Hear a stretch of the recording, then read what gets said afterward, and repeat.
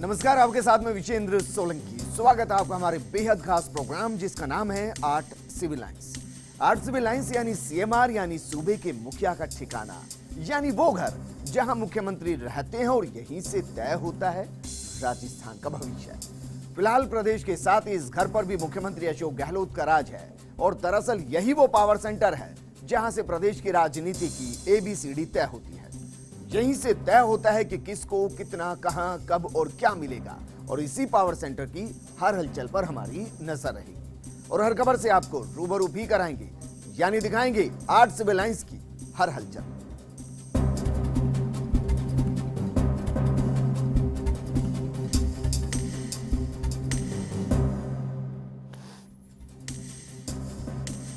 शुरुआत मुख्यमंत्री के मंथन के साथ, क्योंकि लगातार चौथे दिन भी जयपुर में आठ सिविल लाइंस में मंथन का दौर जारी रहा। दरअसल लोकसभा चुनाव में मिशन 25 को पूरा करने के लिए मुख्यमंत्री अशोक गहलोत लगातार जुटे हुए हैं। इसी कड़ी में आज नागौर, सीकर, उदयपुर, 12 झालावाड़ और कोटा यानी कि 5 लोकसभा सीटों को लेकर मंथन का दौर चला। आपको बता दें कि 4 दिनों में अब तक 19 सीटों को लेकर मंथन हो चुका है।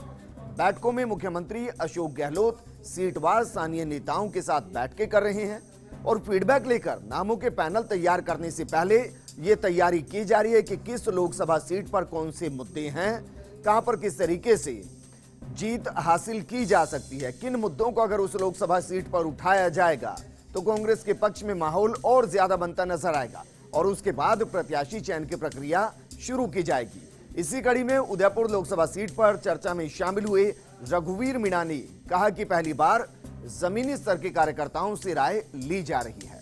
कार्यकर्ताओं को सिर्फ मान सम्मान चाहिए। आज उन्हें चाय और भोजन के लिए पूछा जा रहा है। तो गिरिजा व्यास ने कहा कि बैठक में लोकसभा चुनाव में कैसे दर्ज जीत की जाए उसी को लेकर रणनीति बनाई जा रही है। खुद के चुनाव लड़ने को लेकर गिरिजा व्यास ने कहा कि संगठन जो तय करेगा वो ही किया जाएगा। साथ ही उन्होंने युवाओं को भी मौका देने की बात यहां पर कही, लेकिन जिस तरीके से राहुल गांधी ने निर्देश दिया कि लोकसभा चुनाव के लिए मिशन 300 को पूरा करने के लिए राजस्थान में मिशन 25 को पूरा करना बेहद जरूरी और इसके लिए रिपोर्ट ग्राउंड लेवल पर तैयार की जाए और इसी को आधार बनाते हुए मुख्यमंत्री अशोक गहलोत लगातार लोकसभावार बैठकों का दौर शुरू कर चुके हैं और 19 लोकसभा सीटों पर मंथन भी किया जा चुका है। इस दौरान ये नहीं पूछा जा रहा, पहली मर्तबा ऐसा हो रहा है कि प्रत्याशी का नाम नहीं पूछा जा रहा है, पैनल तैयार नहीं हो रहा, बल्कि कार्यकर्ताओं से पूछा जा रहा है कि आपके इलाके की समस्याएं क्या हैं, वहां कौन से मुद्दे हो सकते हैं, अगर चुनाव वहां पर लड़ा जाएगा तो क्या आधार उसका होना चाहिए, ताकि सबसे पहले पता हो कि किस लोकसभा सीट पर जनता क्या कुछ चाहती है, कार्यकर्ता क्या कुछ चाहते हैं। उसके बाद प्रत्याशियों के चयन की प्रक्रिया को शुरू किया जाएगा।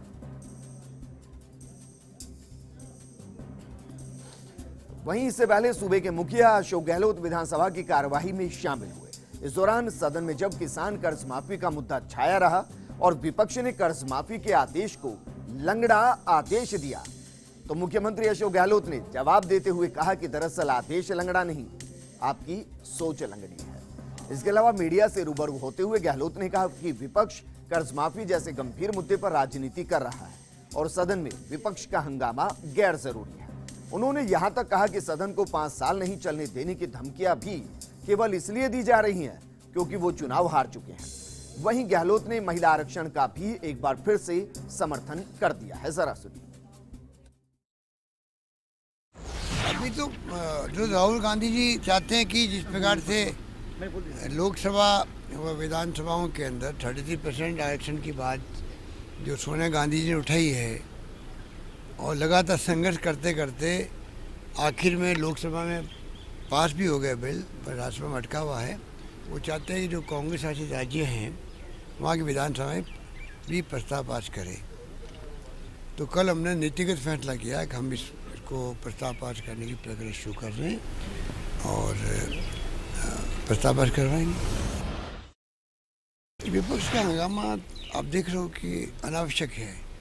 जनता भी इनके प्रति कोई अच्छी भाव पैदा नहीं करेंगी। अभी तो प्रक्रिया शुरू हुई है। इनके 50,000 रुपये जो नाटक किया था वो तो 2,000 करोड़ रुपये मुश्किल दे पाए हैं। और 6,000 करोड़ का भार हमारे ऊपर डाला है, वो भी कर नहीं पाए।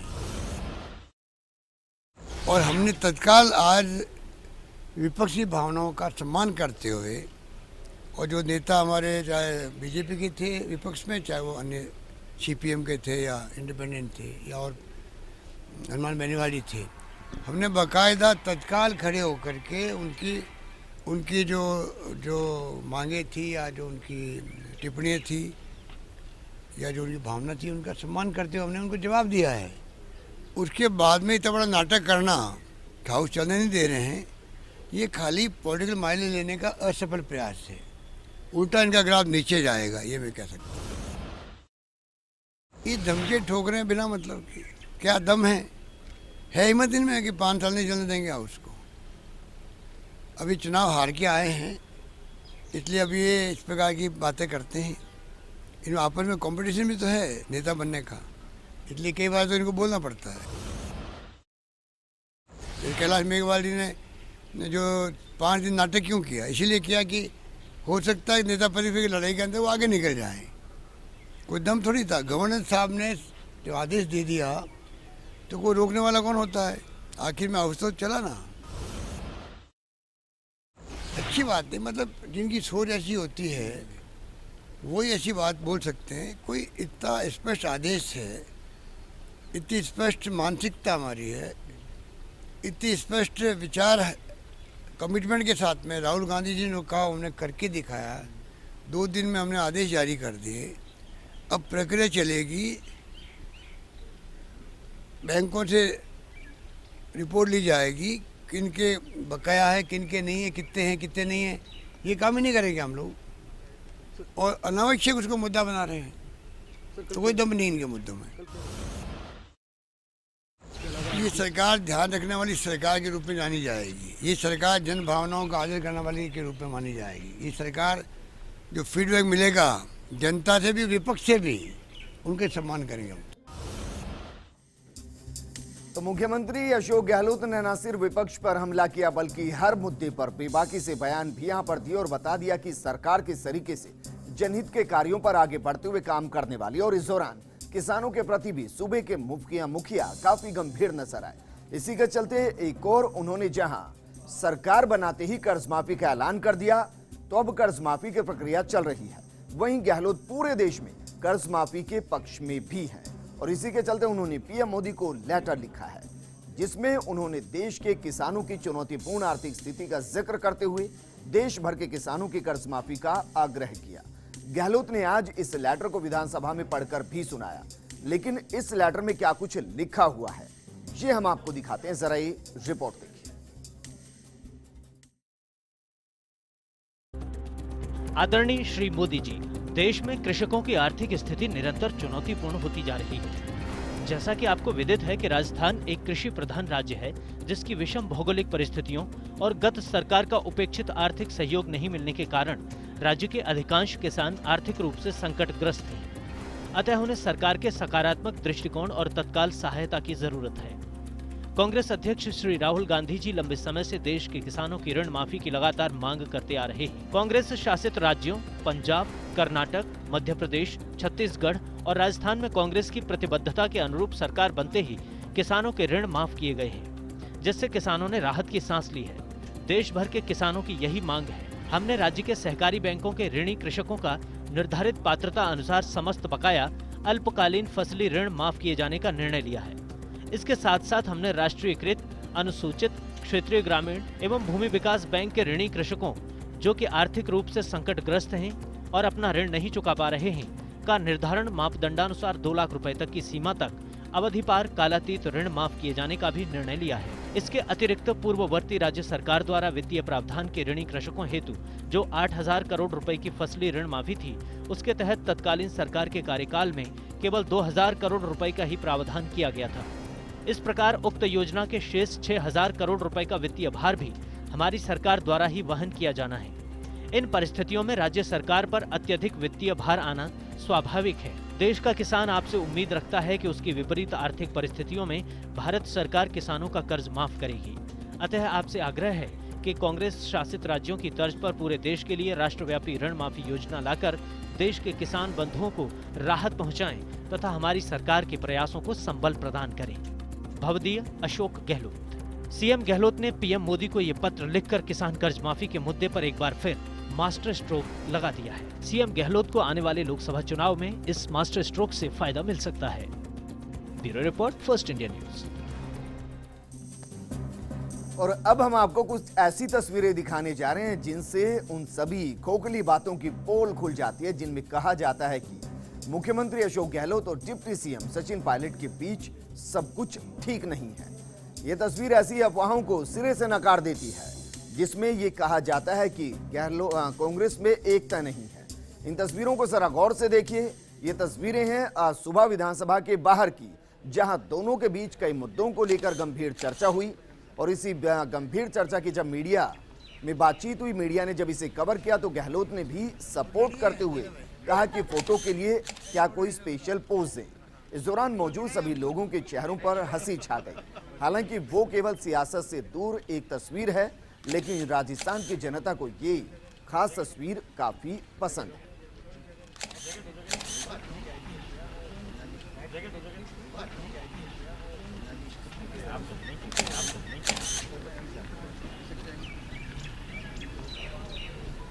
तो ये तस्वीर हम आपको दिखा रहे हैं विधानसभा के बाहर की तस्वीर। जरा देखिए किस तरीके से जब मीडिया कवर यहाँ पर कर रहे थे तो मुख्यमंत्री अशोक गहलोत कह रहे हैं कि कोई स्पेशल पोस्ट यहाँ पर बनाया जाए, और इस दौरान सचिन पायलट को अपने करीब करते भी वो नजर आते हैं। एक बार फिर देखिए जरा, दोनों के बीच कोई मंत्रणा होती है, मंत्रणा के बाद मीडिया इसको कवर कर रहा होता है। मुख्यमंत्री अशोक गहलोत की नजर मीडिया पर जाती है और उसके बाद फिर ये जरा देखिए, अब जरा देखिए, जैसे ही पता चलता है कि ये कवर यहाँ पर किया जा रहा है, किस तरीके से सचिन पायलट को अपनी तरफ खींच लिया जाता है और कहा जाता है कि कोई स्पेशल पोज अगर देना है तो उसके लिए भी तैयार है।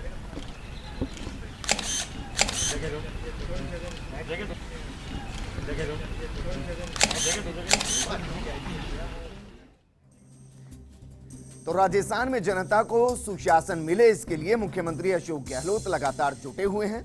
खास बात यह है कि वो जहां हर विभाग पर नजर बनाए हैं और खुद बेहतर से बेहतर काम कर अन्य मंत्रियों और अफसरों को भी जनसेवा का मैसेज दे रहे हैं। और इसी कड़ी में एक तरफ जहां विभाग में 100 दिन की कार्य योजना बनाई जा रही है, वहीं मुख्यमंत्री अशोक गहलोत ने निर्देश देते हुए कहा कि जो काम 45 दिन में पूरे हो सके उनका ब्यौरा दिया जाए। ऐसे में सभी विभागों के अफसर भी इस काम में जुट गए हैं। ये रिपोर्ट देखिए।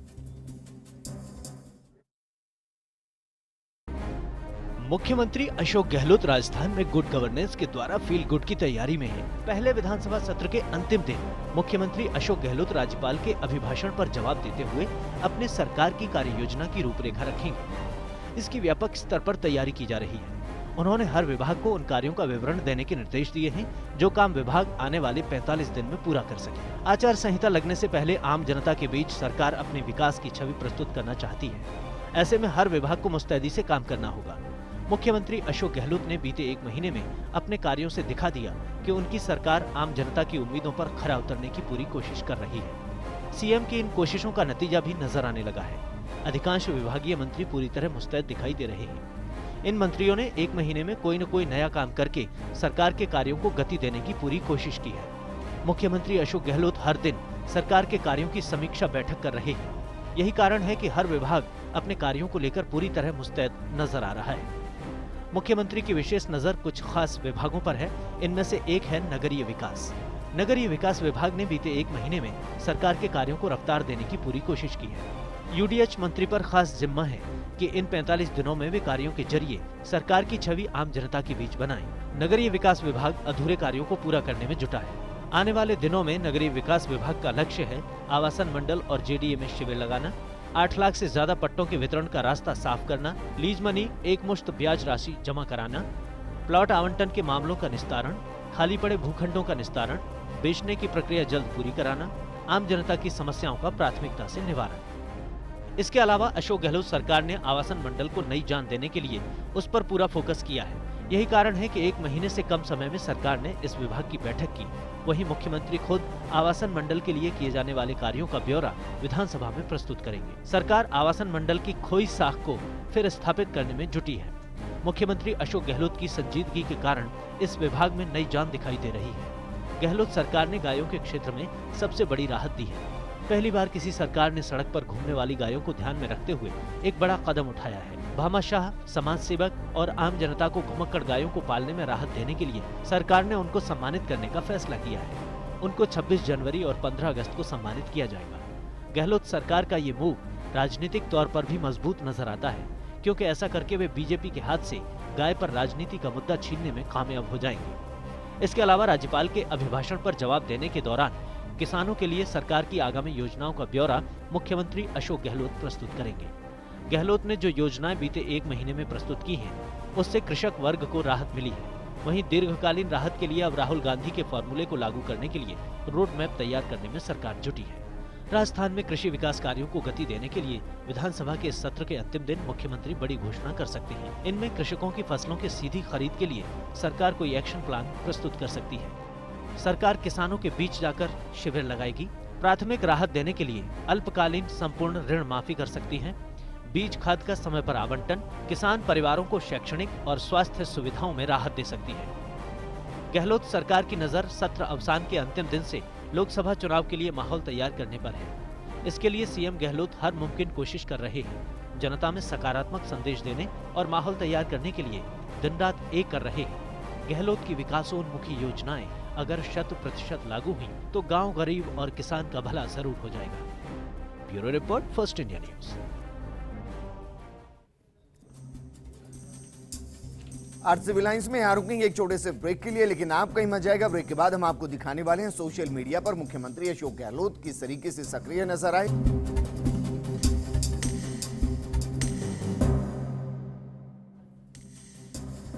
ब्रेक के बाद आपका स्वागत। अब हम आपको दिखाते हैं मुख्यमंत्री अशोक गहलोत किस तरीके से सोशल मीडिया पर एक्टिव नजर आए। ट्विटर पर क्या कुछ ट्वीट किया है और फेसबुक पर क्या कुछ वो शेयर करते हुए नजर आए। शुरुआत करते हैं ट्विटर से।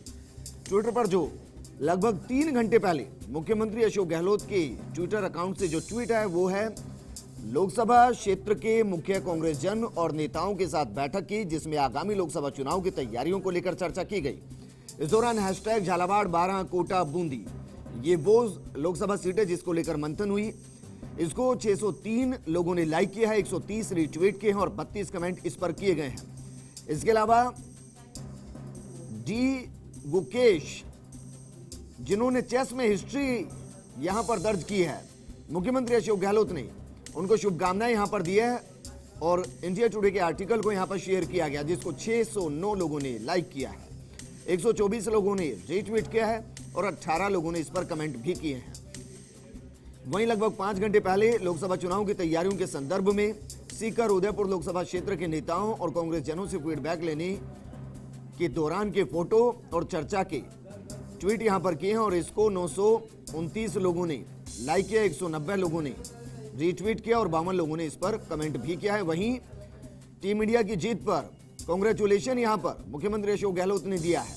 1400 लोगों ने लाइक, 237 रीट्वीट और 67 लोगों ने इस पर कमेंट भी किया है। वहीं अगर फेसबुक पर देखें तो फेसबुक पर झालावाड़ 12 कोटा बूंदी में कांग्रेस जनों के साथ लोकसभा सीट को लेकर मंथन और इस पे 88 लोगों ने शेयर किया, 73 कमेंट इस पर किए गए हैं।